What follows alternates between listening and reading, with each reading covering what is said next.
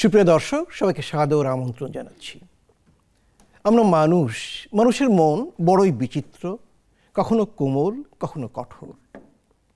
একটি ফুলের সৌন্দর্য বা উদীয়মান সূর্যের সৌন্দর্যে আমরা যেমন মুগ্ধ হই, বিমুগ্ধ হই, তেমনি কিন্তু একটি কঠোর দৃশ্য, একটি যন্ত্রণার দৃশ্য, একটি দুর্ঘটনা, মৃত্যু বা সহিংসতার দৃশ্যে আমরা কিন্তু বেদনার্ত হই এবং আমাদেরকে দারুণ নেতিবাচকভাবে এই ঘটনাগুলো প্রভাবিত করে। সুপ্রিয় দর্শক, সেই প্রেক্ষাপটকে সামনে রেখে আমরা আজকে আমাদের অনুষ্ঠানের শিরোনাম নির্ধারণ করেছি সহিংসতার মানসিক প্রভাব।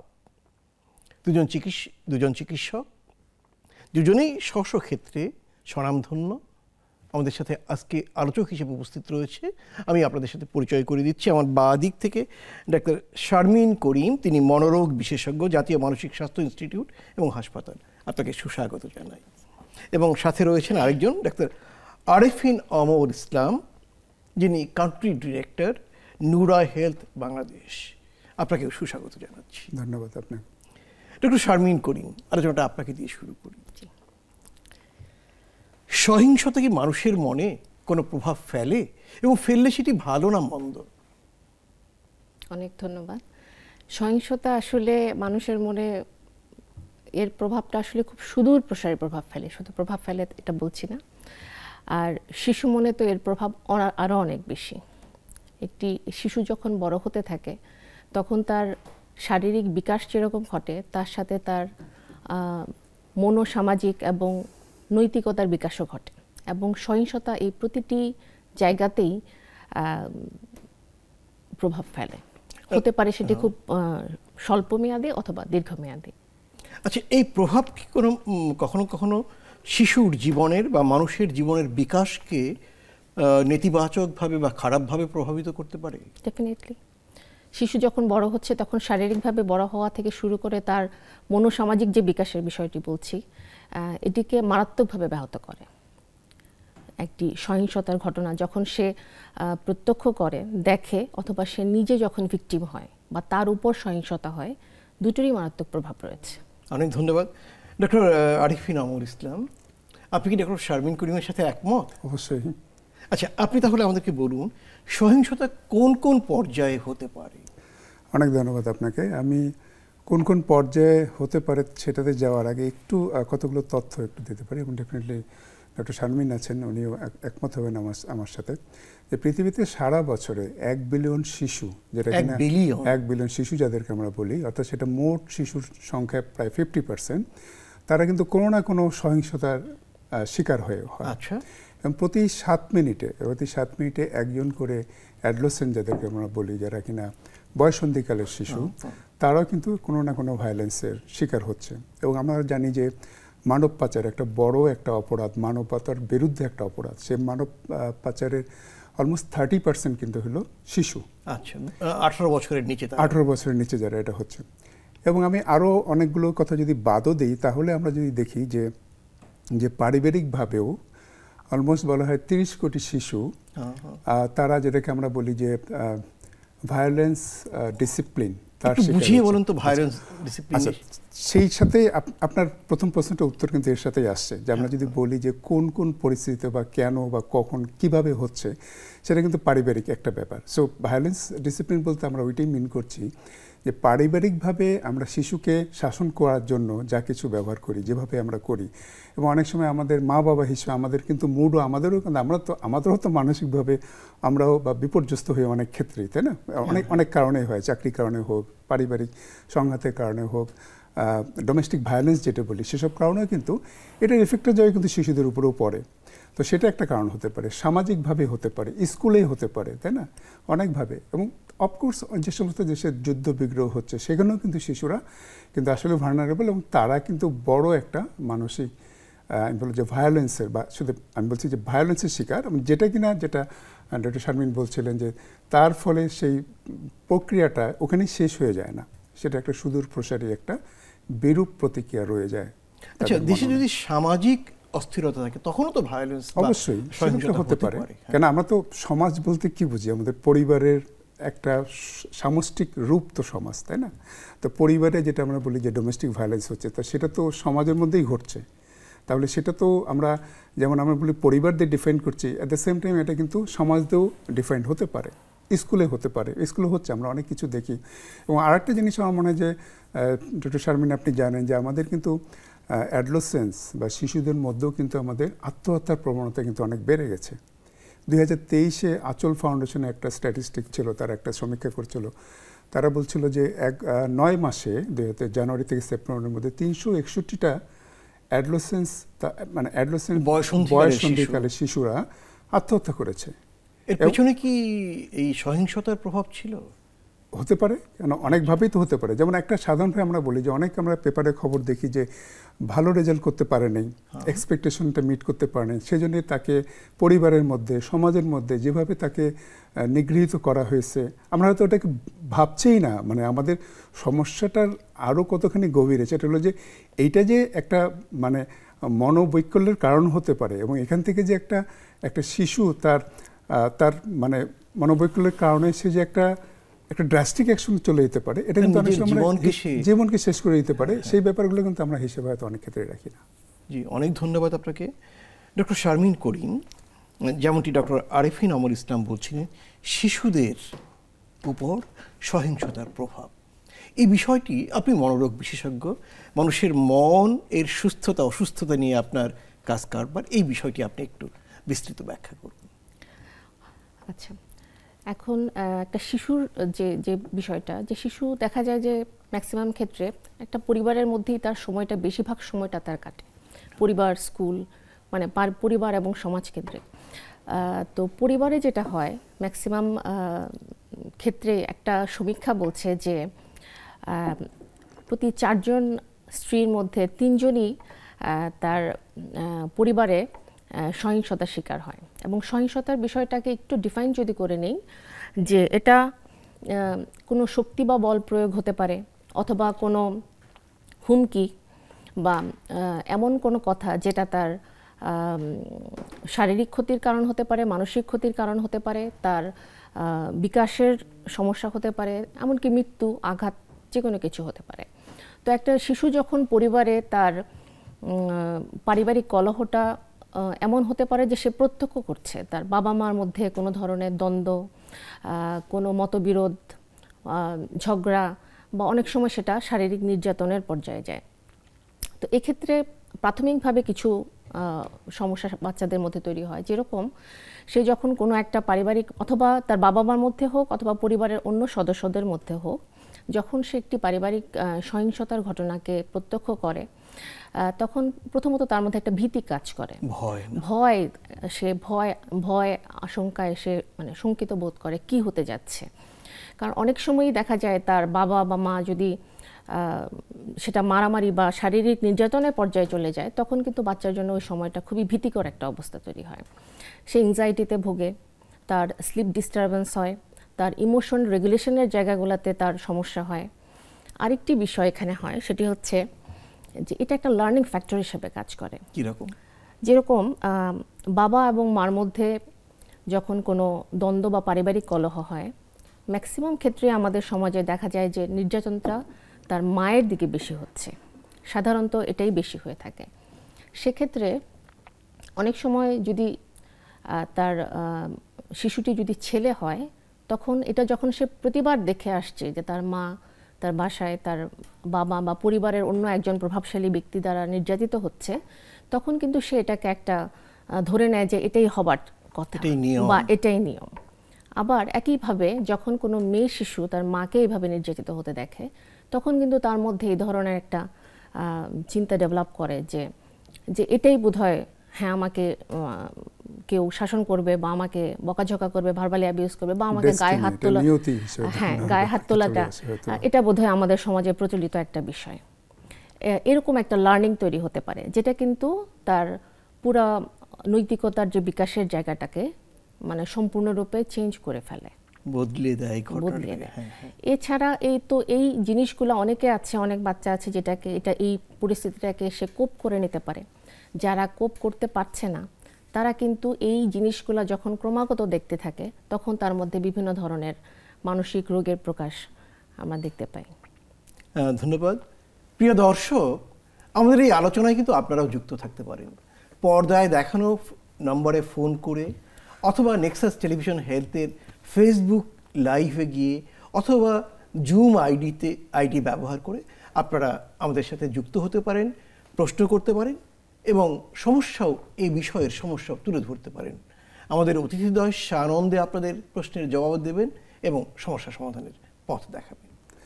আমি একটু ডক্টর শারমিনের কথার সাথে আরও দুটো বিষয় যোগ করতে চাই। একটা হলো যে উনি যেগুলো মানে প্রতিক্রিয়ার কথাগুলো বলেছেন আর কি, যে সহিংসিত হলে সেটা পারিবারিক যদি হয় তাহলে শিশুদের উপরে হয়।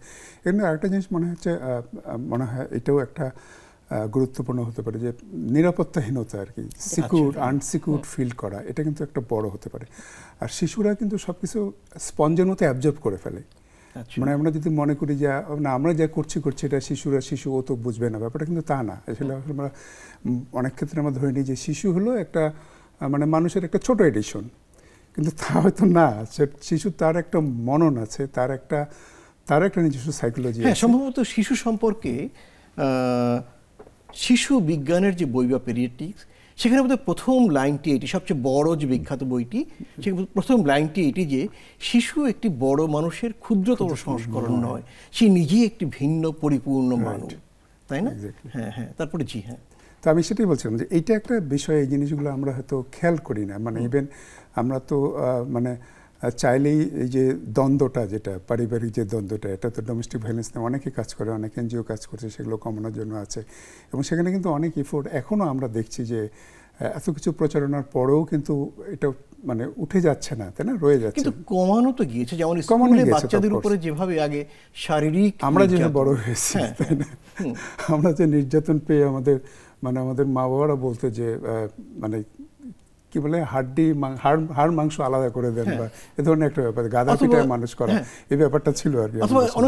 অনেক জায়গায় এভাবেও বলতো যে মানে আইন করেও এটা হয়েছে, শুধু আইন না, আইনের পরে এটা কার্যকরও করা হচ্ছে। ডেফিনেটলি এটা কিন্তু অনেক কমেছে, এটা সত্যি অনেকভাবে কমেছে। কিন্তু আমার কাছে মনে হয় যে জিনিসটা অভাব হচ্ছে মানে পারিবারিকভাবে, সেটা হলো যে আমরা শিশুদেরকে, বিশেষ করে অ্যাডোলেসেন্ট যারা, তাদেরকে আমরা আমাদের শুধু ওই সন্তান বা আমরা কর্তৃত্ব করার মতোই একটা অবস্থান থেকে দেখছি, বন্ধুত্বের হারটা বাড়িয়ে দিচ্ছি না। তার মানে শিশুর সাথে পরিবারের প্রত্যেকটি সদস্যের বন্ধু হতে হবে, তাই কি? অনেকটাই। আচ্ছা, যদি বন্ধু না হয়, ধরুন তাকে মৌখিকভাবে অথবা যেমনটি ডক্টর আরিফিন আমর ইসলাম বললেন যে শারীরিকভাবে প্রহার করছে না, কিন্তু বন্ধুত্ব নাই, এরও কি নেতিবাচক প্রভাব শিশু মননে পড়বে? অবশ্যই। সেটা কেমন হবে? হ্যাঁ, এটা ডক্টর আরিফিন খুব সুন্দর করে বলেছেন।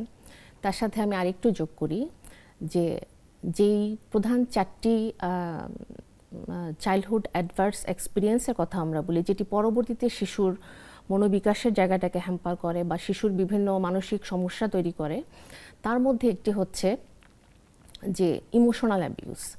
ইমোশনাল অ্যাবিউজটা হচ্ছে যে পরিবার থেকে সে যদি অ্যাপ্রোপ্রিয়েট ওয়ার্মটা না পায়, অর্থাৎ তার ভালোবাসার জায়গাটা, তাকে হয়তো শাসন করছে না, কিন্তু তার ইমোশনাল বন্ডিংটা যদি খুব সুন্দর না হয়, বাবা মার সাথে শেয়ারিংয়ের জায়গাটা খুব সুন্দর না হয়, সে শেয়ারিং এবং কেয়ারিংয়ের জায়গাটা, যে সে হয়তো তার উপর হয়তো কোনো দায়িত্ব দেওয়া হচ্ছে না, তাকে হয়তো বকাঝকা করা হচ্ছে না, কিন্তু একটা অ্যাটাচমেন্টের জায়গাটা খুব সুন্দর না, এখানে কিন্তু সে ইমোশনালি ডিপ্রাইভড হয়। এই ইমোশনাল ডিপ্রাইভেশনও কিন্তু তার পরবর্তীতে তার মানসিক বিকাশ বা তার সাইকোলজিক্যাল বিভিন্ন প্রবলেম হওয়ার পিছনে খুব গুরুত্বপূর্ণ একটা প্রভাব ফেলে। আচ্ছা, এর বাইরে ধরুন একটি খুব প্রচলিত একটা বিষয় প্রায় বেশিরভাগ পরিবারে দেখা যায়, মা তার সন্তানকে, তার 7, 8 বা 9 বছরের সন্তানকে বলছে যে তুই এটি পারিস না, দেখ না পাশের বাসার অমুক এটি ভালো পারছে, তুই কেন পারবি না। এই কথাটি কি নেতিবাচক প্রভাব ফেলতে পারে শিশু মনে? এটা হচ্ছে শিশুদেরকে আমরা প্রথমেই, এটা যখন আমরা কোনো প্যারেন্টিং কোনো সেশন বা প্যারেন্টসদের যখন আমরা বলি, তখন এই একটি কথা খুব গুরুত্ব সহকারে বলা হয় যে বাচ্চাদেরকে কখনো কম্পেয়ার না করতে। যখনই আমরা কম্পেয়ার করি, এবং সে ভালো তুমি ভালো না, বা সে পারছে তুমি পারছো না, তখন কিন্তু তার আত্মবিশ্বাসের জায়গাটা আরও কমে যায়। যখন তার আত্মবিশ্বাসের জায়গা কমে গেল, তখন তো সে আরও তার পারফরমেন্স লেভেল আরও ডিটোরিয়েট করতে থাকবে। এক্ষেত্রে আসলে ওভারঅল যে প্যারেন্টিং স্টাইলটা, সেটা আসলে খুব ইম্পর্ট্যান্ট বাচ্চাদের ক্ষেত্রে। তার মানে একটি শিশু একটি অনন্য মানুষ, সেই অনন্য একক মানুষ হিসেবেই তার সাথে ব্যবহার করতে হবে। ধন্যবাদ আপনাকে। সুপ্রিয় দর্শক, সময় হলো একটা ছোট্ট বিরতি নেয়ার, দ্রুতই ফিরে আসবো, থাকুন আমাদের সাথে।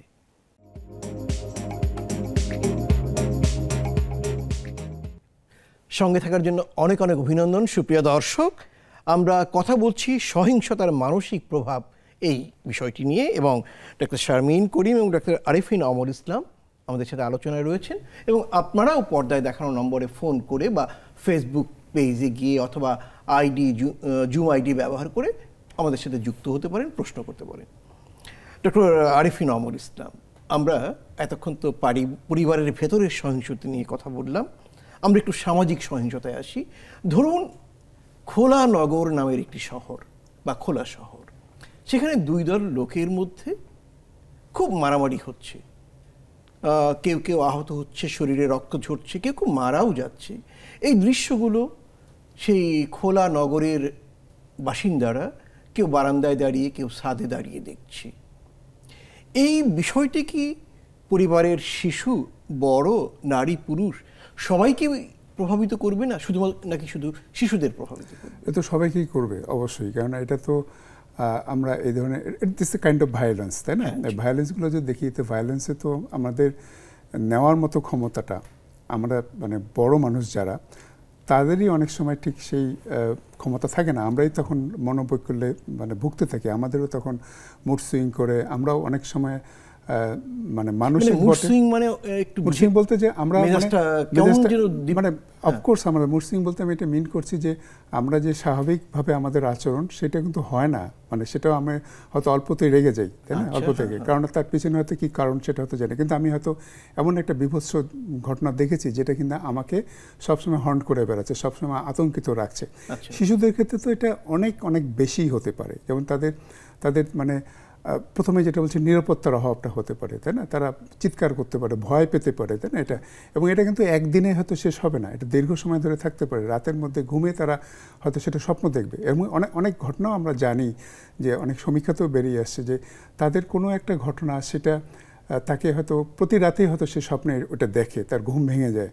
কেন? ওই হয়তো সেটা মনোবিজ্ঞানী হিসেবে আপনি তো আরো ভালো বলতে পারবেন, কিন্তু এটা তো বাস্তবতা, এবং এটা কিন্তু সে স্ট্রেস ডিসঅর্ডার চলে যায়, যেটা কিনা অনেকখানি তাকে তার যে মানে বিকাশ হওয়ার মানসিক যে বিকাশ, সেই জায়গাটা অনেকটাই বাধাগ্রস্ত করে, এবং সেটা কিন্তু শুধু মানসিকভাবে না, শারীরিকভাবে সে কিন্তু অসুস্থ হতে পারে ঠিক ওই সময়ে, তাই না? বা ভবিষ্যতে হতে পারে অসুস্থ।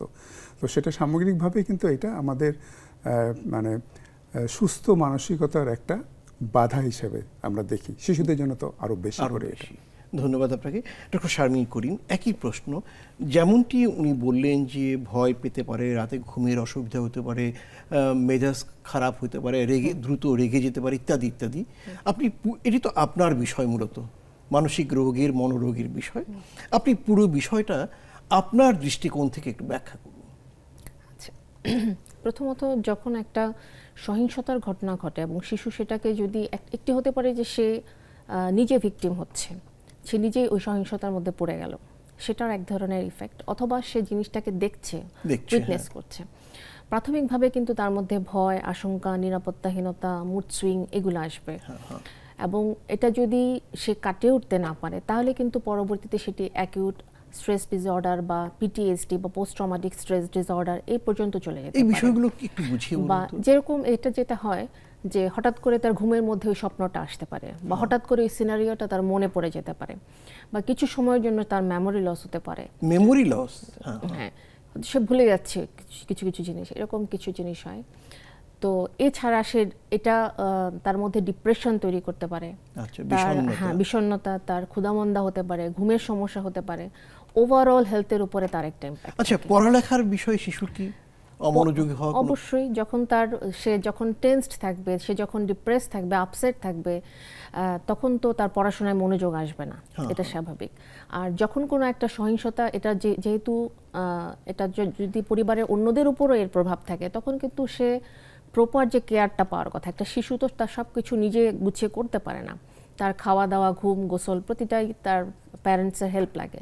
তখন দেখা যায় যে ওনারাও এই কাজগুলো ঠিকমতো করতে পারছে না, তারাও তো এটা দিয়ে ইম্প্যাক্টেড হয়, এবং সেটাও কিন্তু তখন বাচ্চা তার বেসিক নিডগুলো থেকে ডিপ্রাইভড হয়। হয়তো তার যত্নটা ঠিকমতো হচ্ছে না, তার খাবার, গোসল, ঘুমের জায়গাগুলোতে সে যতটুকু কেয়ার আগে পেত সেটা এখন পাচ্ছে না। ওভারঅল সব কিছু মিলায় কিন্তু তার আচ্ছা, বড়দের ক্ষেত্রেও কি এরকম কোনো প্রভাব হয়? ডেফিনেটলি। সেটা কি রকম হয়? বড়দের কি সহিংসতার জন্য? হ্যাঁ হ্যাঁ, একইভাবে সহিংসতা হলে, একটা সহিংস ঘটনা যখন আমি দেখছি বা আমি যদি সেটার মধ্যে পড়ে যাই, প্রথমত তো ভয়, আতঙ্ক এটা আসবে, উদ্বিগ্নতা আসবে, রাতের ঘুমটা ভালো হবে না, মুড সুইং হবে, এবং অনেক সময় এটা অনেকের ক্ষেত্রেই পিটিএসডি হিসেবে থেকে যায়। সেটা যদি ট্রমাটা যদি এরকম হয় যে সে কোনো একটা হত্যাকাণ্ড দেখলো, বা সে কোনো একটা বড় ধরনের অ্যাক্সিডেন্ট দেখলো, অনেক মৃত্যু দেখলো, যদি এরকম দেখলো যে একটি মানুষ দাঁড়িয়ে আছে, দুই হাত খোলা, তার বুকে গুলি করা হচ্ছে এবং মানুষটি পড়ে গেল, এটা অনেক লোক ধরেন দেখলো, তো দেখার পরে সেই যে প্রাপ্তবয়স্ক মানুষ, তাদের ক্ষেত্রে কি একই ধরেন শিশুর যেটা হলো সেরকম প্রভাব পড়বে? পড়লে সেটি কতদিন চলতে পারে, বা যদি অনেক দিন এই প্রভাব থাকে, সেটা কি কি লক্ষণ তৈরি করতে পারে? এখানে একটি কথা, যদি প্রাপ্তবয়স্ক মানুষ হয় তখন সে কিন্তু এই ঘটনাটার বিশ্লেষণ করতে জানবে। আচ্ছা, হ্যাঁ হ্যাঁ, এটা সে কিন্তু এটাকে অনেকভাবে সে বিশ্লেষণ করতে পারে। তো তখন এটা তার কাছে, যদি সে পজিটিভলি এটাকে বিশ্লেষণ করতে শেখে, তাহলে কিন্তু এটা তাকে ট্রমাটাইজড করবে না, এটা বরং তাকে, সেই ব্যক্তিটির প্রতি রেসপেক্ট তৈরি করবে, তার নৈতিকতার জায়গাটাতে সে এটা যখন, যদি কোনো সহিংস ঘটনায় কেউ স্বেচ্ছায় জীবন দিচ্ছে এবং সেটা যদি বড় কোনো উদ্দেশ্য সাধনের জন্য হয়, সেটা কিন্তু একজন পরিণত মানুষ যখন দেখেন, তখন কিন্তু তার বিশ্লেষণটা অন্যরকম হবে। তখন কিন্তু সে ট্রমাটাইজ না হয়ে সেটাকে তাই অ্যাপ্রিসিয়েশন, যেমনটি আমরা বলতে পারি 1971-এর মুক্তিযুদ্ধের সময় যে বীর মুক্তিযোদ্ধারা পাকিস্তানিদের গুলির সামনে দাঁড়িয়ে জীবন দিয়েছিল, তাদেরকে আমরা এখনো শ্রদ্ধা করি, আজীবন শ্রদ্ধা করব, ঠিক ওরকম ইতিবাচকতা। আর অন্যদিকে যাদের মন একটু দুর্বল, তাদের কি হবে? তাদের ক্ষেত্রে সে একইভাবে আসতে পারে যে তার স্ট্রেস ডিসঅর্ডার ডেভেলপ করতে পারে, তার মধ্যে এটা পিটিএসডি হিসেবে আসতে পারে, ভয়াবহ দুঃস্বপ্নের মতো আসতে পারে। এটি কতদিন চলতে পারে? সাধারণত 1 মাস পর্যন্ত আমরা এটা অ্যাকিউট স্ট্রেস ডিসঅর্ডার বলি, এবং এটা 6 মাসের পরে হয়ে গেলে আমরা এটি মানে পোস্ট ট্রমাটিক স্ট্রেস ডিসঅর্ডার বলছি। এবং এটা আসলে ডিপেন্ড করে সে বের হয়ে আসতে পারবে কিনা, সে কতটুকু হেল্প সিক করছে। এখানে কিন্তু অনেক তখন আর প্রফেশনাল হেল্পের কথা চলে আসে। তার মানে কি এটি যদি ধরুন চিকিৎসকের কাছে না আসে, এটি কি মাসের পর মাস বা বছরের পর বছর থাকতে পারে? হ্যাঁ, চলতে পারে তখন। এই ধরনের রোগী কি আপনাদের কাছে আসে? হ্যাঁ, অবশ্যই। পিটিএসডি ট্রমাগুলো কিন্তু এরকম। আচ্ছা, পিটিএসডি একটু ব্যাখ্যা করেন আমাদেরকে। এটা হচ্ছে পোস্ট ট্রমাটিক স্ট্রেস ডিসঅর্ডার, মানে আঘাত, হ্যাঁ, কোনো কারণে মানসিক আঘাত, হ্যাঁ, কোনো একটা মানসিক আঘাত থেকে যখন তার মধ্যে এই ডিসঅর্ডারটা ডেভেলপ করে, তখন হচ্ছে পিটিএসডি। তবে সেখানে ট্রমা বাকে কিছু ডিফাইন করা হয় যে হয়তো সেটা কোনো বড় অ্যাক্সিডেন্ট বা মৃত্যু বা রেপ, এই ধরনের, সে যদি ভিকটিম হয় অথবা সে যদি উইটনেস করে অথবা দর্শক হয়, হ্যাঁ, তখন তার মধ্যে এই ধরনের কিছু ফিচার্স, পিটিএসডি ফিচার্স আসে। তার মধ্যে যেটা হয়, তার দুঃস্বপ্ন দেখা, ওই একই জিনিসকে বারবার এক্সপেরিয়েন্স করা, তার চোখের সামনে ভেসে ওঠা, এবং তার সাথে তার আরও কিছু সিমটমস, যেগুলো হচ্ছে জেনারেল সিমটমসগুলো, যেরকম তার অ্যাংজাইটি, তার ভালো না লাগা, হতাশা, ঘুম না হওয়া, এই সমস্ত বিষয়গুলো চলে আসে। ধন্যবাদ। আপনি কিছু যোগ করবেন? হ্যাঁ, আমি একটু যোগ করতে যাচ্ছিলাম। সেটা হলো যে ডক্টর শারমিন এটা খুবই মনে হয় যে মানে খুব চমৎকারভাবে উপস্থাপন করছেন এবং আমাদেরকে বুঝিয়েছেন। আমি শুধু একটা কথা বলতে চাই যে যখন এই ধরনের মানে বিভৎস ঘটনা ঘটে, কিংবা এই ধরনের ক্রাইসিস, এটাকে আমরা ক্রাইসিস বলতেই পারি, ক্রাইসিস হিসেবে কিন্তু দুটোই হতে পারে। একটা মনুষ্যত্ব জাগানোর একটা সুযোগ হতে পারে, আবার পশুত্ব আমাদের মধ্যে বেরিয়ে আসতে পারে, দুটোই হতে পারে। কিন্তু বয়স্কদের জন্য সুবিধাটা হলো যে, যেটা ডক্টর শারমিন বলছিলেন, যে আমরা বিচার বিশ্লেষণ করতে পারি। তো সেটার একটা জায়গা থাকে যে বিচার বিশ্লেষণ করে আমরা হয়তো সাময়িকভাবে বয়স্করা যেভাবে মানে আক্রান্ত হয় বা স্ট্রেসড হয় বা মানসিকভাবে যেভাবে টর্মেন্টেড হয়, সেটাতে কিন্তু কিছুটা হলে তারা বেরিয়ে আসতে পারে, যেহেতু তার বিচার বুদ্ধি, তার সাথে মানে কথা বলে ব্যাপারটা বুঝে তারপর সে কী করতে পারে সেটা সে নির্ধারণ করতে পারে। কিন্তু শিশুদের জন্য কিন্তু সেটা আসলেও খুবই সমস্যা হয়ে যায়। আমরা যেহেতু বলছি শিশু স্বাস্থ্যের কথা, কেন সে তো আসলে মানে সে ঠিক সেভাবে তো সে এক্সপ্রেসও করতে পারবে না, তাই না? তার ভিতরে যে কষ্টটা হচ্ছে বা যে ভীতিটা আছে, তাই না, তা সেগুলো মানে প্রকাশ হবে কীভাবে? তার আচরণের মধ্যে প্রকাশ হবে। যেটা তো উনি বলতে চাচ্ছিলেন যে সেটাকেই বুঝতে পারাটা, যে মানে সে কিভাবে তার ইম্প্যাক্টটা হচ্ছে তার মধ্যে, সেইটা কিন্তু মনে হয় যে এটা খুব অল্প সময়ে শেষ হওয়ার কথা না, সুদূর প্রসারেও হতে পারে এটা। আমরা তো আবার কখনো কখনো এরকমও দেখি যে ধরুন খোলা নগরের সেই ঘটনার ওই দিনে এরকম একজন সে আঘাতপ্রাপ্ত হলো, তাকে বা তাদেরকে সাহায্য করার জন্য বা পানি খাওয়ানোর জন্য মোহিত বা মোহন নামের ছেলেটা যাচ্ছিল, সেও আবার ওই সহিংসতার শিকার হলো। এখন দেখা যাচ্ছে প্রথমে যে আঘাত পেল বা শত্রুপক্ষের বা অন্য কারো ছোড়া গুলিতে আহত হলো, মোহন বা মোহিত নামের যে গেল, সে সাহায্য করতে গিয়ে আহত হলো। আমরা দেখতে পাচ্ছি বা মৃত্যুবরণ করলো। এই দুটোর মধ্যে যিনি সাহায্য করতে গিয়ে মৃত্যুবরণ করলো, তার বিষয়ে মানুষ বেশি আবেগপ্রবণ হচ্ছে। এটা কেন হয় বলে আপনার মনে হয়? এটা তো আমার মনে হয় যে, আমি মনোবিজ্ঞানী না, উনি হয়তো বলতে পারবেন ভালোভাবে, বাট আমার কাছে যেটা মনে হয় যে অফকোর্স সেই মানে দেখেন, আমি যেটা বলছিলাম যে আমাদের তো আমরা হিউম্যান বিং, রোবট না, তাই না? আমাদের ইমোশন আছে, আমাদের আপাত ভালো মন্দ বোঝারও ক্ষমতাটা আছে আমাদের, তাই না? একটা ভালো কাজ করতে যে কিনা তার জীবন দিল, ডেফিনেটলি সেখানে আমি তো রিয়াক্টিভ হবই। মানে যে কোনো মানুষই, সেখানে তো সুস্থ মানুষ কিন্তু সে কিন্তু অসহায় ফিল করবে যদি সে কিছু না করতে পারে। মনোবৈকল্যের কারণটা হলো এইখানেই, যে আমি কিছু করতে পারছি না, আমার এটা কষ্ট লাগছে, আমি নিতে পারছি না, তাহলে আমি কি করব, তাই না? এই জায়গাগুলো কিন্তু আমাদেরকে কিন্তু পাজল করে দেয়, আমাদেরকে কিন্তু একটা সুস্থ মানুষকে কিন্তু অসুস্থ করে তোলে। কিন্তু একই সাথে যারা আপনি যেমনটি বলছিলেন বড়রা তো বিচার বিশ্লেষণ করতে পারে, সে কিছু করতে পারছে না, কিন্তু ওই মানুষটিকে বীরের মর্যাদা তো দিতে পারছে, সেটা কি দিয়ে থাকে? অবশ্যই দিয়ে তো থাকবেই, বা দিতেই তো হবে, কেননা সে তো অ্যাটলিস্ট বুঝতে পারছে, তাই না, যে কি হচ্ছে তার চোখের সামনে বা কি ঘটনাগুলো ঘটে গেল। যেটা আপনি বলছেন যে খোলা শহর, তো খোলা শহরে তো সবাই দেখছে কি হচ্ছে, তো সেটা দিয়ে তো মানুষ সে বিচারটা করে নেয়। ধন্যবাদ আপনাকে। ডক্টর শারমিন, একই প্রশ্ন আপনাকে, যে এই ঘটনার বড়দের উপরে যে প্রভাব, এই প্রভাবটাকে আমরা ইতিবাচকতায় কিভাবে পরিবর্তিত করতে পারি? ওই যেটা আগে আমি বলছিলাম, যে যদি সহিংসতা, তো মারামারির দুই পক্ষেরই কিছু না কিছু উদ্দেশ্য থাকে, যে আমি কেন মারামারি করছি, আমি কি চাইছি, আমি কি নিয়ে লড়ছি।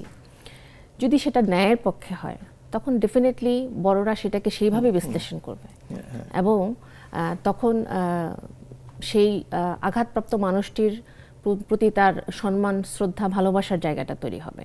তখন কিন্তু সে ওই ট্রমা চাইতেও তার শ্রদ্ধাবোধের জায়গাটা বা তার মোরালিটির জায়গাটাই বেশি প্রকাশিত হবে।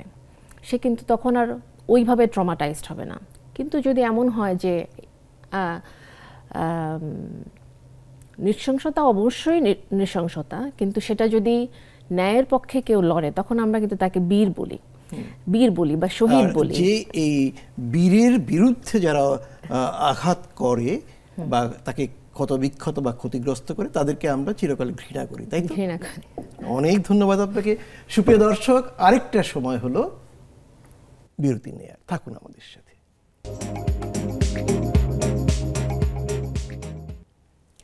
ডক্টর আরেফিন অমল ইসলাম, আমরা অনেকগুলো বিষয় নিয়ে এসেছি। এখন আমরা চাচ্ছি আমাদের কোনো শিশু বা আর কেউ কোনো সহিংসতার শিকার না হোক। বিশেষ করে শিশুদের ক্ষেত্রে পরিবারের কি কি দায়িত্ব? অনেক ধন্যবাদ প্রশ্নটার জন্য। আমি যদি শিশু থেকেই শুরু করি তাহলে যেটা ডক্টর শারমিনা আগে বলছিলেন যে প্যারেন্টিং, যেটা প্রপার প্যারেন্টিং যদি ঠিকমতো হয় সেটা কিন্তু আমাদের চাওয়া যে একজন শিশুকে আমরা শিশুর যে নিজস্ব কিছু মননশীলতা আছে, যেটা আগে বলছিলাম যে শিশুকে ছোট মানুষ হিসেবে মনে না করা এবং তাকে মানে নিরাপদ ফিল করানো, তাকে কাছে রাখা, তাকে এইভাবে রাখা যে সে তার নিজেরটা গড়ে উঠবে। প্যারেন্টসের ভূমিকাটা হবে সাপোর্টিভ, এখন সহযোগিতামূলক। কিন্তু আমাদের অনেক ক্ষেত্রে আমরা যেটা দেখি যে আমরা প্যারেন্টরা আমাদের অতৃপ্ত বাসনা, অতৃপ্ত ইচ্ছা, সেটা আমরা আমাদের শিশুদের মধ্যে প্রকাশিত হতে চাই। কেমন এটা? যেমন আমি হয়তো ডাক্তার হতে চেয়েছিলাম, কিন্তু আমি ডাক্তার হতে পারিনি, খুব ইচ্ছা ছিল আমার। আমি চাইবো আমার সন্তানরা যেন ডাক্তার হয়। আচ্ছা, আমি হয়তো একজন গায়ক, ভালো শিল্পী হতে চেয়েছিলাম, কণ্ঠশিল্পী যদি হই। আমি হয়তো গান গাইতে পারি না, মান্নাদের ছোট ভাই হতে চেয়েছিলাম, কিন্তু আমার পক্ষে সেটা সম্ভব হয়নি। আমি চাইবো আমার ছেলেটা যেন গান করে একজন ভালো শিল্পী হয়, সুনাম হয়। এবং আর একটা যেটা অসুস্থ একটা প্রতিযোগিতা আমাদের সমাজে আছে, যে আমার সন্তানকে, ছেলে হোক মেয়ে হোক, তাকে ক্লাসে ফার্স্ট হতে হবে। আচ্ছা, হ্যাঁ। এই যে রেসের মধ্যে আমরা ওদেরকে ঠেলে দিই, এটা সন্তান হিসেবে কিন্তু আমার কাছে মনে হয় যে, মানে বাবা হিসেবে, মা হিসেবে আমার মনে হয় যে একটা বড় ভুলটা করে বসি। ওকে যে এই যুদ্ধের মধ্যে ঠেলে দেওয়া আর কি। আমি অন্য ভায়োলেন্সের কথা বাদই দিলাম, কিন্তু তাকে মানুষ করার জন্য, তাকে একজন বিকশিত সন্তান বা বিকশিত মানুষ হিসেবে গড়ে তোলার জন্য আমি যে তাকে এই যুদ্ধের মধ্যে ঠেলে দিচ্ছি, এটাও কিন্তু তাকে মানে সেই পূর্ণাঙ্গ বা পরিপূর্ণ মানুষ হিসেবে কিন্তু তাকে গড়ে উঠতে দেবে না। কেন তাকে সবসময় ওই জিনিসটার মধ্যে তাকে থাকতে হবে, তাকে রেসিংয়ের মধ্যে, তাকে প্রকৃত শিক্ষা সে হোক, সে ক্লাসে ফার্স্ট হোক, সেকেন্ড হোক, আর থার্ড হোক, আর 10th হোক, সেটা বড় বিষয় না। বড় বিষয়টা হলো যে সে শিখছে কিনা, তার কমন সেন্সগুলো হচ্ছে কিনা। তার মানে শিশুর উপর আমরা কিছু চাপিয়ে দেব না, তাই তো? শিশুর উপর চাপিয়ে দেওয়ার মধ্যে কোনো সুযোগই নাই। ডক্টর শারমিন করিম, আমরা চাই সহিংস মুক্ত একটি পরিবার, সহিংসতা মুক্ত একটি সমাজ। কি করতে হবে আমাদের? পরিবারের কথায় যদি আসি, যে প্রথমত যে পরিবারের যে অবশ্যই পরিবারে দ্বন্দ্ব থাকতে পারে, মনোমালিন্য থাকতে পারে, স্ট্রেস থাকতে পারে, সেগুলোকে সমাধান করা যায়। সেই সমাধানের পথটা যদি নিজেরা তৈরি করতে না পারি, তাহলে আমরা প্রফেশনাল হেল্প নিতে পারি। প্রফেশনাল হেল্প মানে চিকিৎসক বা মনোবিজ্ঞানী? আমি একজন প্রফেশনাল হেল্প সিক করতে পারি। যে সাধারণত দেখা যায় হাজব্যান্ড ওয়াইফের মধ্যে যে পারিবারিক দ্বন্দ্ব, কলহ, সেটারই ভিকটিম কিন্তু শিশুটি হচ্ছে। আরেকটি বিষয় ডক্টর আরিফিন বারবার বলেছেন যে আমরা শিশুকে কিন্তু অনেক সময় শিশুর সামনে আমরা এমন কিছু করে ফেলি, বলে ফেলি, যেটা কিন্তু আমরা মনে করি না যে শিশু, মনে করি যে সে শিশু, সে কি বুঝবে, কিন্তু এটা কিন্তু তার উপরে কিন্তু একটা বিশাল প্রভাব ফেলে। অতএব যদি পরিবারে কোনো ধরনের দ্বন্দ্ব, মনোমালিন্য, কনফ্লিক্ট থাকে, সেই বিষয়গুলো আমরা আলাদাভাবে বসে কথা বলি এবং প্রয়োজনে প্রফেশনাল হেল্প নিই। আরেকটা বিষয় যে প্যারেন্টিং স্টাইলটা, অনেকেই মনে করেন বাচ্চাকে কড়া শাসন করলে, শক্ত মাইর দিলে হয়তো বাচ্চা খুব ভালো পড়াশোনা করবে, আরও ভালো করবে একাডেমিক্যালি, কিন্তু এই ধরনের প্যারেন্টিং স্টাইলকে আমরা সবসময় নিরুৎসাহিত করি। বরং প্যারেন্টিং স্টাইলটা এমন হওয়া উচিত যে আমার এক্সপেকটেশনটা এরকম, আমার পরিবারে কিছু রুলস অ্যান্ড রেগুলেশনস থাকবে, তোমার কাছে আমার এক্সপেকটেশন আছে, আমি আমার এক্সপেকটেশনের কথা বললাম, বাচ্চাকে আমি তার জায়গাগুলোকে ধরিয়ে দিলাম। যদি কোনো কারণে সে ফেল করে, তবে তার এক্সপ্লেনেশনটাও আমাকে শুনতে হবে যে কেন সে এটা পারছে না, কেন সেটা, তখন তাকে আমি হেল্প করলাম। কিন্তু কখনো কম্পেয়ার করা বা তোমাকে এটা পারতেই হবে, করতেই হবে, এবার না পারলে কঠিন শাসন, এটা কিন্তু আসলে বাচ্চার ব্যক্তিত্বের উপর প্রভাব ফেলে এবং সে আরও অন্যান্য যে সাইকোলজিক্যাল প্রবলেমগুলো থাকে বা সাইকিয়াট্রিক ডিজিজগুলো থাকে, সেগুলো কিন্তু আস্তে আস্তে তার মধ্যে চলে আসে। এটি হচ্ছে পারিবারিক। আরেকটি বিষয় আমি একটু উল্লেখ করতে চাই যে পারিবারিক সহিংসতায় শিশুরা কিন্তু শুধুমাত্র যে শারীরিক নির্যাতন বা ভার্বাল অ্যাবিউজিভ কথাবার্তা, অর্থাৎ গালিগালাজ, বকাঝকা, এই না, কিছুটা যৌন সহিংসতার শিকার হয় খুব কাছের মানুষটির দ্বারা। এটিও যেন আমরা নজরে রাখি এবং সেই জন্য যখন একটা শিশু তার অ্যাডোলেসেন্ট পিরিয়ডের দিকে যাচ্ছে, তখন তার সেক্স এডুকেশনের বিষয়টা খুলে বলা, তার যে গুড টাচ, ব্যাড টাচ যেটা আমরা বলি, সেই বিষয়গুলো সম্পর্কে তাকে ক্ল্যারিফাই করা, এটা আমি খুবই ইম্পর্টেন্ট মনে করি। আরেকটি বিষয়, এটা আমি উল্লেখ করতে চাই, কারণ আমাদের সামাজিক প্রেক্ষাপটে এটা খুবই হয়, সেটি হচ্ছে আমাদের বাসায় যে ছোট্ট শিশুটি অনেক সময় গৃহকর্মী হিসাবে কাজ করে, তার দিকে কিন্তু তার শারীরিক মানসিক যে চাহিদাগুলো থাকে সেগুলো আমরা কতটুকু ফুলফিল করছি।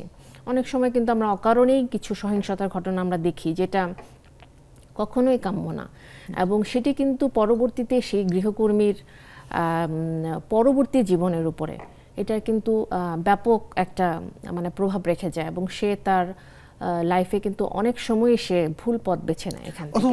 অথচ মানে অথবা আরেকটা ব্যাপার, সেটা হলো পরিবারের শিশুটি যখন দেখে তার গৃহকর্মীর উপরে মনে হয় যে সেটা কিন্তু ওই শিশুকেও কিন্তু ওই হয়তো মানে দুটোই আউটকাম হতে পারে, হয়তো আপনি ভালো বলবেন, হতে পারে যে শিশুটা সেখান থেকে মানে ওই ব্যবহারটা হয়তো সে শিখবে না, অথবা সেই ব্যবহারটা সে তার নিজের জীবনে করবে, দুটোই কিন্তু হতে পারে। এর সাথে আরেকটা তথ্য আমি যোগ করতে চাই, সেটা হলো যে প্রতি 4 জন শিশুর মধ্যে 1 জন শিশু তারা কিন্তু মানে আমরা যেটা ডোমেস্টিক ভায়োলেন্সের কথা বলছি, যে মাদার উইথ ডোমেস্টিক ভায়োলেন্স, সেখানে আমরা দেখছি যে এই শিশু যাদেরকে আমরা ভায়োলেন্টের শিকার বলছি বা ভায়োলেন্সের শিকার বলছি, তাদের মধ্যে প্রতি 4 জনের 1 জন কিন্তু এই মায়েদের সাথে থাকে। তার মানে যে মায়েরা যখন ডোমেস্টিক ভায়োলেন্সের শিকার হয়, পারিবারিক সহিংসতা, সেখানে শিশুরও পারিবারিক সহিংসতা থাকাটা মানে এটা হয় মানে কাইন্ড অফ এটাও তারা ওইটারই মানে একটা ভিকটিম হয়ে প্যাসিভলি ইমপ্যাক্টেড হচ্ছে আর কি। কি আপনি কিছু যোগ করবেন? আর আমরা একবারে শেষ করি না, যদি মনে করেন একটু যোগ করুন, আমরা একেবারে শেষ দিকে। যেহেতু আমরা আমাদের আলোচনার আজকে বিষয় এটাই ছিল যে সহিংসতাটা শিশুর মনোবিকাশের উপর প্রভাব ফেলছে, কাজে আমরা সহিংসতা চাই না। সেক্ষেত্রে এই যে কোনো সমস্যার পারিবারিক হোক বা সামাজিক যেটা হচ্ছে সেটা আলোচনার মাধ্যমে সমাধান করা যায়। আর শিশু যখন কোনো একটি সহিংসতার শিকার হয়ে যায়, সে সরাসরি হোক বা দেখে হোক, যেভাবেই হোক, তাকে আমরা প্রথমে ইমোশনালি সাপোর্ট দেওয়া, তাকে অ্যাসিওর করা এবং প্রয়োজনে তাকে অ্যাসেসমেন্ট এবং ট্রিটমেন্টে নিয়ে আসতে পারি, তাহলে তার সুদূর প্রসারী মানসিক ক্ষতির যে হওয়ার যে সম্ভাবনা থাকে সেটা অনেকটাই কমিয়ে আনা যায়। ডক্টর আরিফিন অমল ইসলাম, আপনি আরেকটা ব্যাপারে বলেন তো, আমরা সামাজিক সহিংসতা কমাতে চাই, সেক্ষেত্রে আইন মেনে চলা, নৈতিকতা মেনে চলা, যদি এই বিষয়গুলোর উপর আমরা জোর দিই, তাহলে কি সামাজিক সহিংসতা কমানো সম্ভব? দেখেন, আইন তো আমাদেরকে মানে আমরাই তৈরি করি এবং আমাদের ভালো উদ্দেশ্যে তৈরি করা হয়, কিন্তু আইনে হয়তো আমাদের অনেক ভালো ভালো আইনও আছে, তারপর শুধু ন্যাশনাল না, ইন্টারন্যাশনাল অনেক কনভেনশন আছে চাইল্ড রাইটসের উপরে, সেগুলো যদি আমরা ফলো করি তাহলে বড়দের জন্যও আছে, তো সেটা যদি আমরা ফলো করি, এবং এইচডিজির কথা যেখানে বলছি সেখানেও কিন্তু শিশুর মেন্টাল হেলথের আমরা কথা বলছি, তাই না? সেখানে সবারই মেন্টাল হেলথের কথা বলছি। এইচডিজিতে শিশুর মানসিক এবং বড়দের মানসিক স্বাস্থ্যের উপরে কতটা বলা হয়েছে? অনেকটাই। প্রথমত হেলথের ভিতর তো একটা আছে, কিন্তু অন্য যেগুলো যে গোলগুলো আছে যেগুলো কিনা ইনডাইরেক্টলি হেলথের সাথে হেলথকে ইম্প্যাক্ট করে, তাই না? তো সেগুলো তো অফকোর্স আমাদেরকে আসলে সেই সুস্থ একটা সমাজ ব্যবস্থার দিকেই আমাদের নিয়ে যাওয়ার জন্য তৈরি হয়েছে। কিন্তু যে জিনিসটা আমাদের মনে রাখতে হবে, যেটা আমি সবসময় বলি, এটা হলো যে আমরা ভালো দেশ চাইলে ভালো মানুষ হতে হবে। ভালো মানুষটা কোথায় তৈরি হবে? পরিবারে তৈরি হবে, এবং সেটা শিশুদেরকে তো আমরা ভবিষ্যতে আমাদের পরিপূর্ণ মানুষ হিসেবে পাবো। সুতরাং সেখানে যদি আমরা ইনভেস্ট না করি, সেখানে যদি আমাদের শিশুদের মানসিক স্বাস্থ্যের ব্যাপারটা না দেখি, তাহলে তো আমাদের মানে মানসিক বৈকল্য বা মানসিক বিকৃতি সম্পন্ন মানুষ আমাদের সমাজে তৈরি হবে।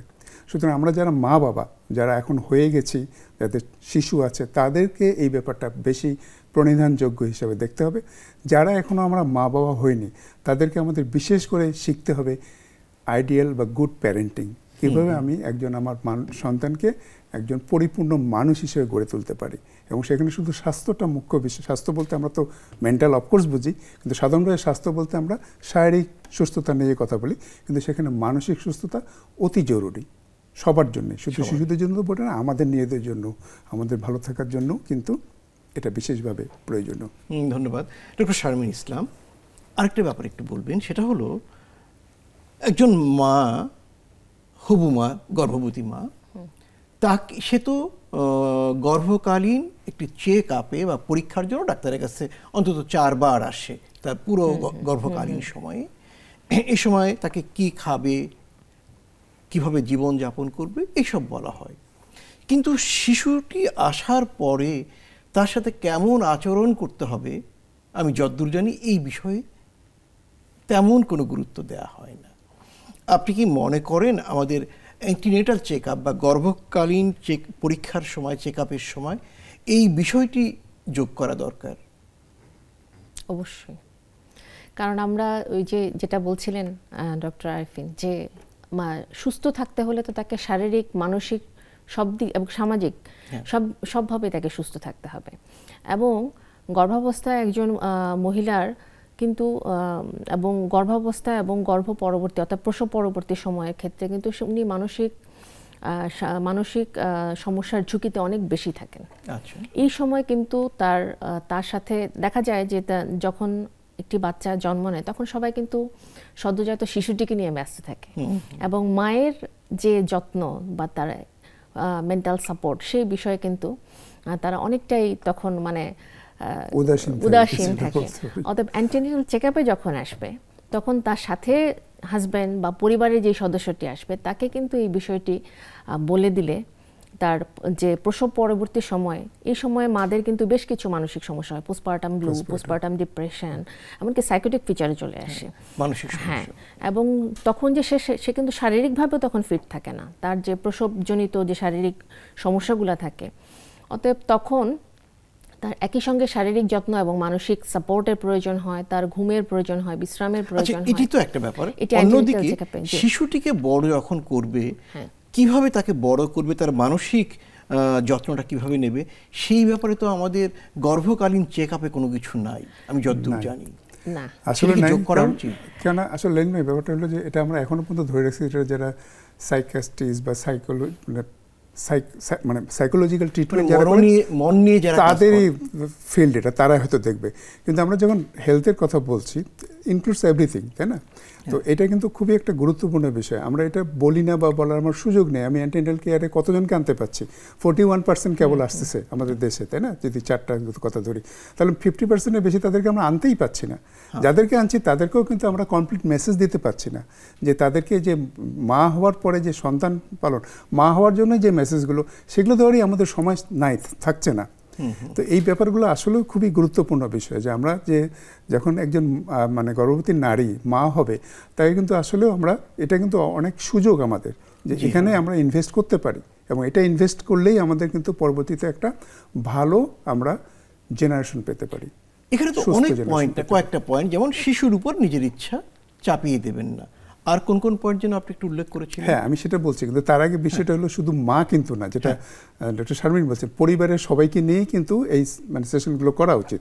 কারণ মা কিন্তু অনেক ক্ষেত্রেই সে কিন্তু ডিসিশন মেকার না পরিবারে, তাই না? তাকে যারা ইনফ্লুয়েন্স করে তাদেরকেও এই জিনিসটা বুঝতে হবে। তাহলে অন্তত মা এবং হবু বাবা এবং তারও যেটা পরিবারে যারা ডিসিশন মেকার হিসেবে আমাদেরকে বলি, বয়োজ্যেষ্ঠ যারা কিন্তু ডিসিশন মেকার হিসেবে করে, তাদেরকে এটা থাকা হলো বোঝা উচিত।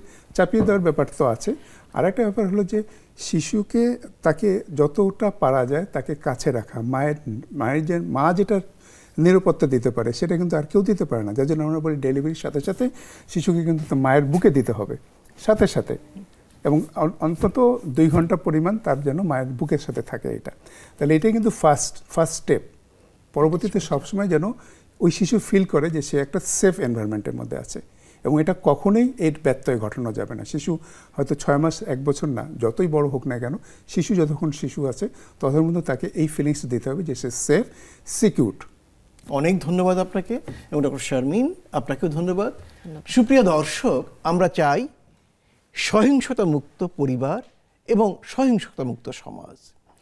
যদি আজকের শিশুটির মনের ভেতরে আমরা সহিংসতাকে ঝেঁটিয়ে দূর করতে পারি, অথবা সহিংসতার কোনো বীজ বপন করার সুযোগ না দিই, তাহলে কিন্তু এই শিশুটা আগামী দিন যে সমাজের সদস্য হবে সেই সমাজে সহিংসতা থাকবে না। আর অন্যদিকে যারা বড় রয়েছে তারা যদি দেশের প্রচলিত আইন সেটি মেনে চলেন, দেশের নৈতিকতাকে ধারণ করেন, এবং একই সাথে একটি সহজ বিষয় যদি মনে রাখেন যে আচরণ আমার সাথে করা হলে আমি কষ্ট পাই, ব্যথিত হই, যন্ত্রণাবিদ্ধ হই, সেই আচরণটা আমি অন্যের সাথে করব না, তাহলেই কিন্তু আমরা সহিংসতা মুক্ত একটি সমাজ গড়ে তুলতে পারব।